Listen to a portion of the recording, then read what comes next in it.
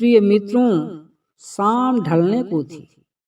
सभी लोग धीरे धीरे अपने घरों को लौटने लगे थे।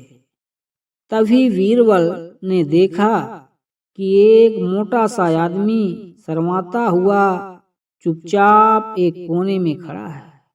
बीरबल उसके निकट आते हुए बोले, लगता है तुम कुछ कहना चाहते हो। बेहिचक कहो जो कहना है। मुझे बताओ तुम्हारी क्या समस्या है। वह मोटा व्यक्ति सकुचाता हुआ बोला, मेरी समस्या यह है कि मैं पढ़ा लिखा नहीं हूँ। मैंने अपनी शिक्षा पर ध्यान नहीं दिया, जिसका मुझे खेद है। मैं भी समाज में सिर उठाकर सम्मान से जीना चाहता हूँ, पर अब नहीं लगता है ऐसा कभी हो पाएगा। नहीं, कोई देर नहीं, ऐसा जरूर होगा यदि तुम हिम्मत न हारो और परिश्रम करो। तुम में भी योग्यता है, बीरबल ने कहा, लेकिन ज्ञान पाने में तो सालों लग जाएंगे। मोटे आदमी ने कहा, मैं इतना इंतजार नहीं कर सकता। मैं तो यह जानना चाहता हूँ कि क्या कोई ऐसा तरीका है कि चुटकी बजाते ही प्रसिद्धि मिल जाए।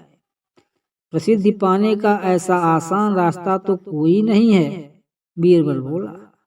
यदि तुम वास्तव में योग्य और प्रसिद्ध कहलवाना चाहते हो तो मेहनत तो करनी ही होगी, वह भी कुछ समय के लिए। यह सुनकर मोटा आदमी सोच में डूब गया। नहीं, मुझ में इतना धैर्य नहीं है।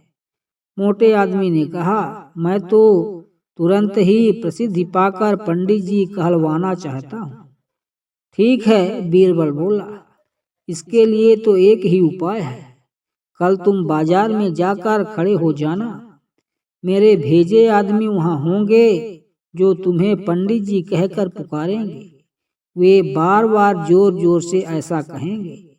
इससे दूसरे लोगों का ध्यान इस ओर जाएगा, वो भी तुम्हें पंडित जी कहना शुरू कर देंगे। ऐसा होना स्वाभाविक भी है, लेकिन हमारा नाटक तभी सफल होगा जब तुम गुस्सा दिखाते हुए उन पर पत्थर फेंकने लगोगे या हाथ में लाठी लेकर उनको तुम्हें दौड़ाना होगा। लेकिन सतर्क रहना, गुस्से का सिर्फ दिखावा भर करना है, किसी को चोट नहीं पहुंचानी है।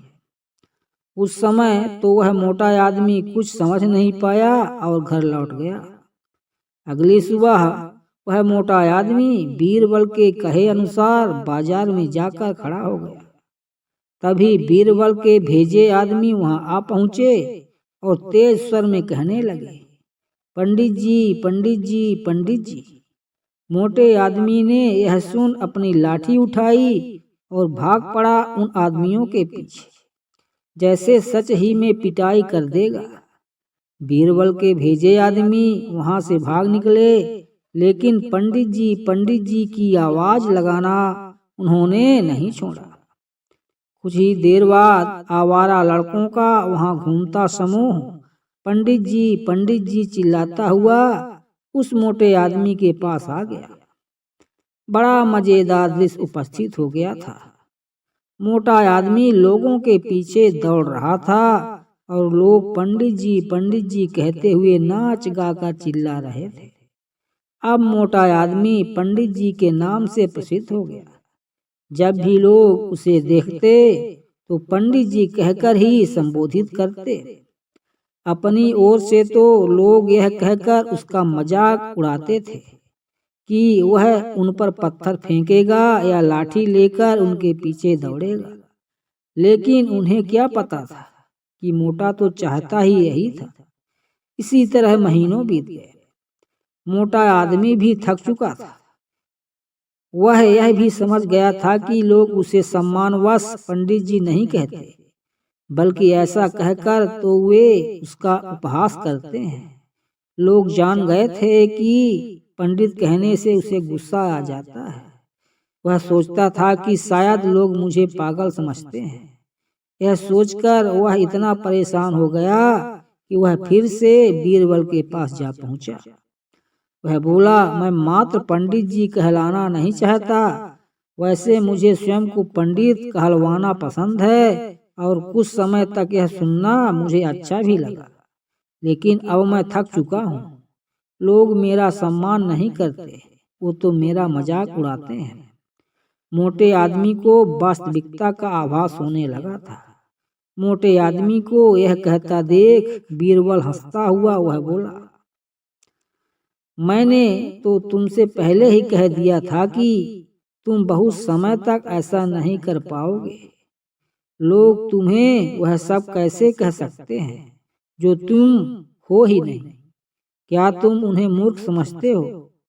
जाओ, अब कुछ समय किसी दूसरे शहर में जाकर बिताओ। जब लौटो तो उन लोगों को नजरअंदाज कर देना जो तुम्हें पंडित जी कहकर पुकारे। एक अच्छे सभ्य व्यक्ति की तरह आचरण करना। शीघ्र ही लोग समझ जाएंगे कि पंडित जी कहकर तुम्हारा उपहास करने में कुछ नहीं रखा और वे ऐसा कहना छोड़ देंगे। मोटे आदमी ने बीरबल के निर्देश पर अमल किया।